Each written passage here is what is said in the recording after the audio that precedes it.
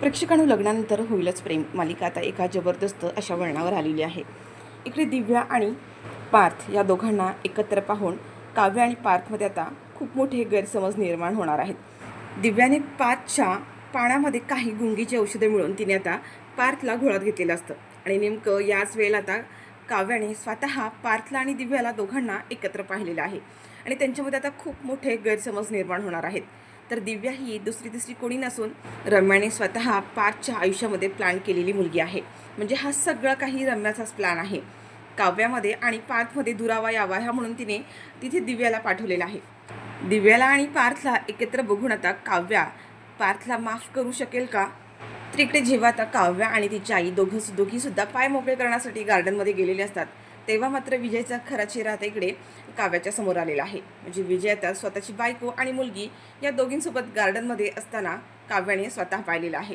आणि विजयचं आधीच लग्न झालेलं आहे आणि आणखी त्याला एक मुलगीसुद्धा आहे, हे आता काव्याच्या समोर आलं आहे. तर काव्या कशा पद्धतीने विजयचा खरा चेहरा सगळ्यांसमोर आणते आणि सोबतच पार्थ आणि दिव्या या दोघांना एकत्र पाहिल्यानंतर काव्याचं या सगळ्यावर काय रिॲक्शन असेल? काव्या पार्थला माफ करेल की रम्या आणि दिव्याचं हे कारस्थान सगळ्यांच्या समोर घेऊन येईल? हे सगळं काही आपण आजच्या भागामध्ये पाहूया. पण त्याआधी प्रेक्षकांनो, तुम्ही जर आपल्या चॅनलवर नवीन असाल आणि चॅनलला अजूनही सबस्क्राईब केलं नसेल तर चॅनल आत्ताच सबस्क्राईब करून घ्या. म्हणजे असेच येणारे नवीन व्हिडिओज, नवीन अपडेट तुम्हाला सगळ्यात आधी आपल्या चॅनलवर पाहायला मिळणार आहेत. आणि सोबतच व्हिडिओला लाईक करायला सुद्धा विसरू नका. इकडे काव्या ही काही दिवस आराम करण्यासाठी आईच्या घरी आलेली असते. पण आता काव्याला घरी बसून बसून प्रचंड कंटाळा आलेला असतो. ती म्हणते, आई मला खूप बोर होते गं, खूप कंटाळा आला. आई म्हणते की काय झालं, जावे बापूंची आठवण येते का? हवं असेल त्यांना फोन कर किंवा भेटून घे. काव्या म्हणते तसं नाही गं, पण खरंच घरात बसून बसून ना अक्षरशः कंटाळा आलाय, काय करावं काहीच कळत नाही आहे. तेव्हा आता काव्याची आई ती म्हणते, मग एक काम करूया का, आपण दोघी जरा बाहेर जाऊया, थोडीशी खरेदी करूया आणि आपले पाय पण मोकळे होतील. काव्या म्हणते हो, चांगली आयडिया आहे, चल आपण जाऊया. आणि आता काव्य आणि काव्याची आई दोघीसुद्धा बाहेर गेलेले असतात. दोघींची छान अशी शॉपिंग झालेली असते, खरेदी करून झालेली असते. आणि काव्या आता इथे आईला म्हणते की आपण ह्या गार्डनमध्ये जाऊन थोडंसं मोकळ्या हवेवर बसूया का, थोडंसं फ्रेश वाटेल. आई म्हणते की हो, काहीच हरकत नाही. पण त्याच वेळेला मात्र आता काव्या आणि तिची आई ज्या गार्डनमध्ये गेलेली आहेत तिथे विजयसुद्धा आता स्वतः आलेला असतो. आणि विजय एकटाच नाही तर त्याच्यासोबत त्याची बायको आणि त्याची मुलगी, तिघंजण आता तिथे गार्डनमध्ये बसलेले असतात. म्हणजे प्रेक्षकांनो, विजयचं आधीच लग्न झालेलं आहे आणि त्याला एक मुलगीसुद्धा आहे. विजय हा त्याच्या फॅमिलीसोबत चांगला टाईम स्पेंड करत असतो. आणि त्याच वेळेला आता नंदिनीची आई म्हणजेच काव्याची आई आणि काव्या दोघीसुद्धा तिथे राऊंड मारत असतात. आणि त्याच वेळेला काव्याचं लक्ष विजयवर जातं. विजय त्याच्या फॅमिलीसोबत म्हणजे त्याची बायको आणि मुलीसोबत छान गप्पा टप्पा आणि त्याचा क्वालिटी टाईम स्पेंड चालू असतो. आता मात्र काव्याला हे सगळं बघून मोठा धक्का बसला.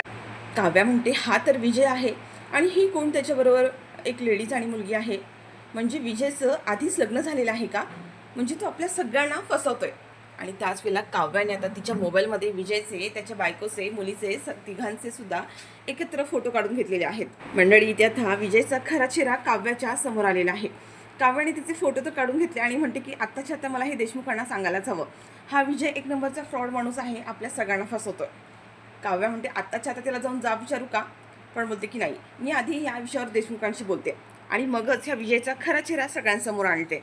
तर इकडे दिव्याने रम्याच्या सांगण्यावरून पार्थला अडकवण्याचा खूप मोठा प्लॅन केलेला आहे.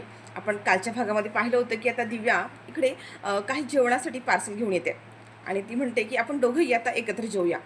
पार्थने सुद्धा ह्या सगळ्या गोष्टींसाठी होकार दिलेला असतो. तर इकडे आता दिव्या जी आहे रम्याला फोन करते आणि म्हणते की आजच आपला प्लॅन सक्सेस करण्याची वेळ आहे. कारण काव्यासुद्धा माहेरी गेली आहे आणि पार्थसुद्धा आता चांगलीच इमोशनल त्यांना ब्लॅकमेल केलेलं आहे. त्याच्यामुळे मला वाटतं की हीच ती वेळ आहे. रम्या आता इथे दिव्याला म्हणते, मग वेळ कसला घालवतेस, सुरुवात कर. आणि आता इकडे दिव्याने सगळी जेवणाची तयारी करून ठेवलेली आहे. आणि तिने आता जेव्हा पार्थचं जे पाणी आहे त्या पाण्यामध्ये आता इकडे तिने गुंगीचं औषध मिक्स करून ठेवलेलं आहे. तिकडे रम्या स्वतः आता इकडे ऑफिसमध्ये येते, कारण तिला पार्थचे आणि दिव्याचे एकत्र फोटो काढायचे असतात. पार्थ आणि दिव्या त्या दोघंसुद्धा एकत्र जेवायला बसतात. दिव्या म्हणते, पार्थ सर तुम्हाला चालेल ना, तुम्हाला काही प्रॉब्लेम नाही आहे ना? म्हणजे मगाशी तुम्ही मला ओरडला होतात की मी हे सगळं बाहेरचं जेवण आणलं आहे, तुम्हाला नसेल चालणार तर काही हरकत नाही आहे, तुम्ही नका खाऊ, तुम्ही तुमचा डबाच खा. पार्थ म्हणतो काही हरकत नाही, मी थोडं थोडं खाऊ शकतो. आणि आता इथे दिव्याने स्वतः जे जेवण आणलेलं आहे ते पार्थला देते आणि दोघंसुद्धा आता एकत्र जेवण करत असतात. आणि त्याच वेळेला पार्थ आता ज्या पाण्यामध्ये दिव्याने जे हे मिक्स केलं आहे, जे गुंगीचं औषध मिक्स केलं आहे ते पाणी आता इथे पार्थ पितो. दोघांचं सुद्धा जेवण झालेलं असतं आणि पार्थला अचानकच चक्कर आल्यासारखं व्हायला लागतं. दिव्या म्हणते की काय झालं सर, काही त्रास होतोय का तुम्हाला? आणि आता इथे दिव्या पार्थच्या आणखीन जवळ जाण्याचा प्रयत्न करत असते. पार्थ जरी गुंगीमध्ये असला तरी त्याला ती गोष्ट जाणवते. तो दिव्याला लांब करण्याचा प्रयत्न करतो, स्वतः लांब जात असतो. पण दिव्या मात्र पार्थच्या आणखीनच जवळ जाते. म्हणते सर काही काळजी करू नका, तुम्हाला त्रास होतोय का, काय होते तुम्हाला? आणि दिव्या आणखीन पार्थच्या जवळ जाण्याचा प्रयत्न करतो. पार्थ जरी आता इथे गुंगीमध्ये असला तरी सुद्धा तो दिव्याला म्हणत असतो, दिव्या तुम्ही काय करताय, लांब व्हा माझ्यापासून. दिव्या म्हणते पार्थ हो असं काय करताय, तुम्हाला त्रास होतोय ना, तुम्हाला चक्कर येते का, तुम्ही बसा ना इथे. आणि ती आता त्याला खाली बसवण्याचा प्रयत्न करते आणि त्याच्या जवळ जाण्याचा पुन्हा प्रयत्न करत असते. पण पार्थला मात्र हे सगळं कळत असतं. आणि त्याच वेळेला आता काव्याने इकडे ऑफिसमध्ये एंट्री घेतली. म्हणजे विजयचा खरा चेहरा जेव्हा आता काव्याच्या समोर आला, तिला हे सगळं काही पार्थ देशमुखांना सांगायचं असतं आणि म्हणून ती डायरेक्टली ऑफिसमध्ये आलेली असते. पण ऑफिसमध्ये जेव्हा आलेली असते तेव्हा मात्र दिव्या इथे पार्थच्या जवळ जाण्याचा प्रयत्न करत असते. पार्थच्या एकदम ती जवळ जाते आणि त्याच वेळेला आता इकडे काव्यासुद्धा ऑफिसमध्ये आतमध्ये आलेली आहे. आणि काव्याला हे सगळं बघून खूप मोठा धक्काच बसलाय. काव्या पूर्ण हादरली जाते की हे सगळं काय आहे. ती पुन्हा घाईमध्ये आतमध्ये येते आणि म्हणते पार्थ देशमुख काय आहे हे सगळं. आणि ती पार्थला खिचूनच बाजूला करते. आणि त्याच वेळेला आता काव्याच्या लक्षात येतं की पार्थ हा पूर्णपणे गुंगीमध्ये आहे, त्याला काही कळत नाही आहे.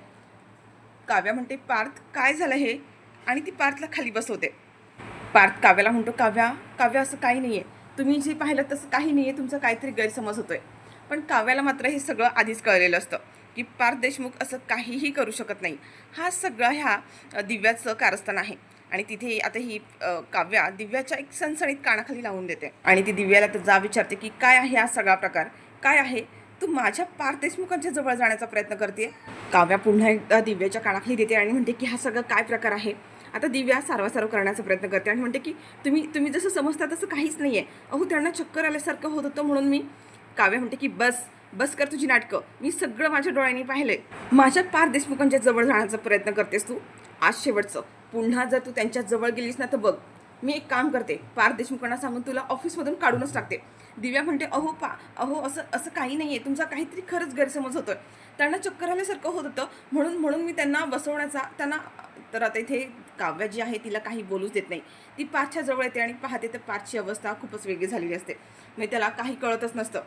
आता काव्या म्हणते की ही अवस्था का झाली त्यांची, काय खायला घातलं तू त्यांना, तू काही खायला घातलं का त्यांना?